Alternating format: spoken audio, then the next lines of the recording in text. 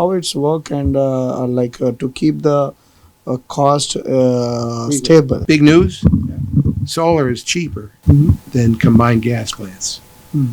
All right, or much cheaper than nuclear. In the case of nuclear, talk about 10 years to get a new plant of any kind, even a small modular reactor. In the case of combined cycle gas plants, you're talking 3 to 5 years. In the case of solar, grid scale solar, you can build it in 2 years.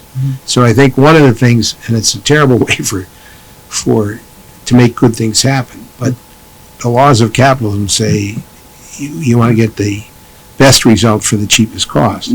Solar right now is an electric generator bargain.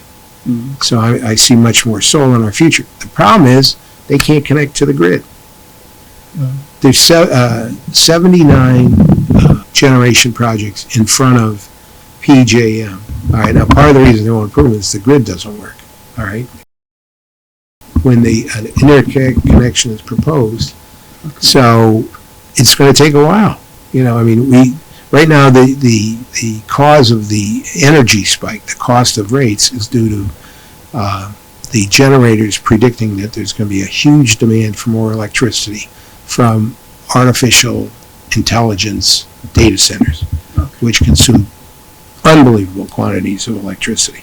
So, but I'll talk about that in a minute. So, we have other legislation. We have a constitutional amendment. It's not adopted yet, but I believe it will be. That says that when fossil plants retire, you got to replace them with renewable sources. You can't put in another coal plant or another gas plant. You got to go to the renewables. And by doing that, you allow the plant to go to the end of its useful life, roughly about 20 years, and then you have to replace it with renewable. And in a lot of cases, that's already happening because, like I said, solar's now pretty cheap. So it becomes easier for a generator to get into that business, with the exception of PJM, which is not allowing interconnections. What do you suggest, if it is solar cheaper, who can able to go with solar independently? So is that best choice, or what do you say?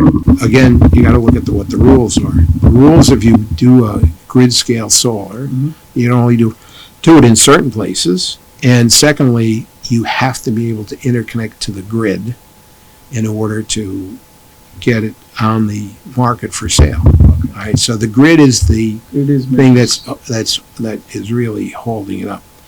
So a terrible auction earlier in the year, which I'll tell you about again in a minute.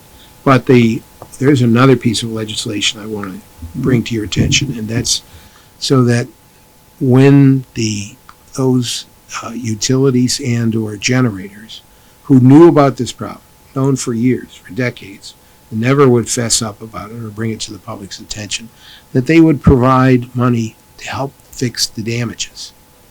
And the damages, if you ask us to put together a list of $1 billion in damages already having happened in New Jersey, we could give that to you.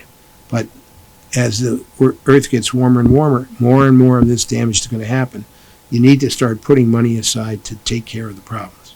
So it's currently in federal court, the Global Superfund, but we also, Global Climate Superfund. But in New Jersey, if you set this up, you're ready when the courts make their final decision, as opposed to the court making a decision and then you have to start from scratch and figure out how you're going to administer these relief funds.